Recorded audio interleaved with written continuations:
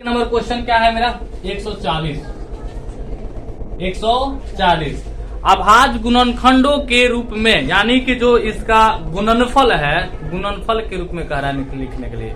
अभाज्य गुणनखंड करने के बाद में जो इसका गुणनफल के रूप में लिखना है, तो क्या करना है ना, 140 है, सभी इसी तरह का बनेगा। जैसे 140 है तो 140 का सबसे पहले हम लोग अभाज्य गुणनखंड कर लेते हैं, जो कि पहले बता चुके हैं। 2 से क्या हो जाएगा, 70 हो जाएगा, 2 से हो जाएगा 35, और 5 से हो जाएगा 5 से 35। तो क्या आया, 2 गुने 2 गुने 5 गुने क्या हो जाएगा 7। तो यहाँ पर देखिए ये 2 बार आ गया है ना, तो ये क्या हो जाएगा 2 का स्क्वायर गुने 5 गुने क्या हो जाएगा 7। ये हम लोग का इतना ही जो है कि गुणनफल के रूप में कह रहा था लिखने के लिए, बस यही हो गया। ठीक है, 2 नंबर क्वेश्चन को देखते हैं कि 2 नंबर में क्या कह रहा है। पूर्णांकों के निम्नलिखित युग्मों के एचसीएफ और एलसीएम ज्ञात कीजिए तथा इसकी जांच कीजिए कि 2 संख्याओं का गुणनफल एचसीएफ गुने एलसीएम। ये 6 क्लास का जो मैथ है ना, उसमें दिया हुआ क्वेश्चन है। तो अभी समझिए कि ये जो चैप्टर हम लोग 1.2 को पढ़ रहे हैं, तो समझिए कि हम लोग 10th क्लास का नहीं पढ़ रहे हैं, हम लोग 3, 4, 5, 6 क्लास में ऐसे हैं अभी। ठीक है, अभी लोअर क्लास में हम लोग चल रहे हैं। ठीक है, तो 2 नंबर में क्वेश्चन दिया हुआ है कि 26 और 91। ध्यान दीजिए, 2 नंबर का फर्स्ट वाला क्वेश्चन है 26 और 91। 26 और 91। तो इसको क्या करना कह रहा है क्वेश्चन में कि एचसीएफ और एलसीएम निकालिए और फिर जांच कीजिए कि 2 संख्याओं का गुणनफल बराबर एचसीएफ गुने एलसीएम है।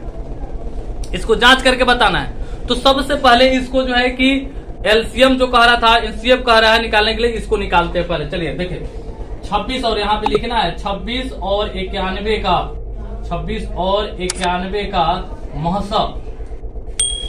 महसब यानी एचसीएफ। तो 26 और 91 का महसब हम लोग निकालेंगे ना, तो 13 आएगा, जो कि महसब निकालने के लिए पहले ही बता चुके हैं। उस मेथड से, उस विधि से हम लोग बना सकते हैं, कोई भी विधि, अभाज्य गुणनखंड, भाग विधि, कोई भी बना सकते हैं। तो 26 और 91 का महसब निकालने पर आया 13।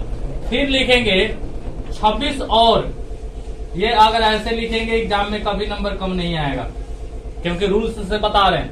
26 और 91 का अब लिखेंगे लहसब, क्योंकि हम लोगों को एचसीएफ और एलसीएम दोनों कह रहा था निकालने के लिए।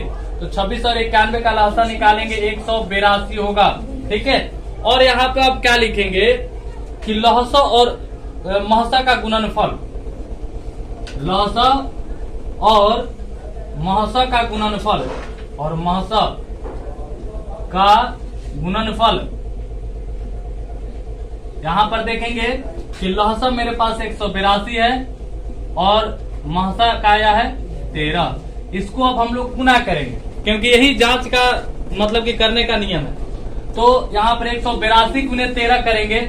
फिर अब क्या करेंगे कि दी हुई संख्याओं, यहाँ पे लिखेंगे दी हुई संख्याओं का गुणनफल, दी हुई संख्याओं का गुणनफल।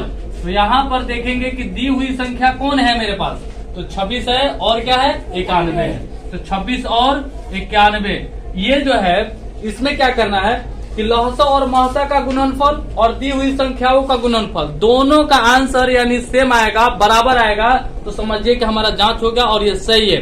दोनों का आंसर अगर गलत आएगा, कुछ अलग आएगा, मिलेगा नहीं, एक जैसे नहीं आएगा, तो वो गलत है, क्योंकि यही जांच है।